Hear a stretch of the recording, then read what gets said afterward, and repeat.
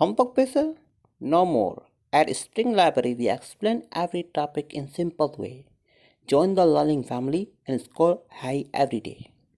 For this question, we're considering this pulley system where we have a mass M1 hanging from one side of the pulley and a mass M2 from the other side of the pulley. The string that's connecting the two has a length L naught and a cross-sectional area of A.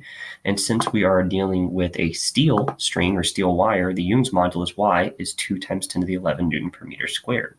And we're asked to find the change in the length of the wire, delta L.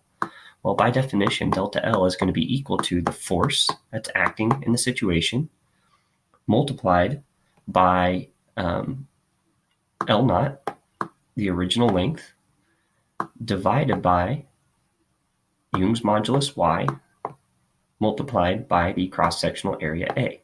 So what we need to do is find the force or the tension in the rope or in the string here.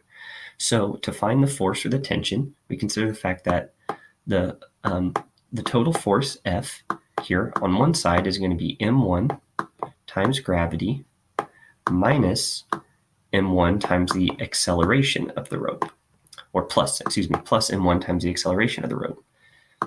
That means the force F, the same force, must also be equal to M2 times gravity. And this time it's minus, by definition, if one side's going down, the other side's going up, minus M2 times the acceleration, where the acceleration A and the value F are the same in both. So we have two equations and two unknowns. So first thing we want to do is, using the top equation, we find that the acceleration A is equal to minus F minus M2G. Using the bottom equation, the one right above this, we find that it's equal to F minus M2G over M2.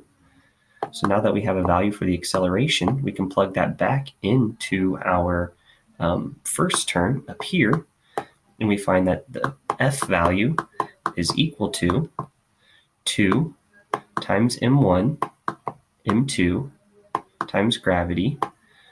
All this is divided by M1 plus M2.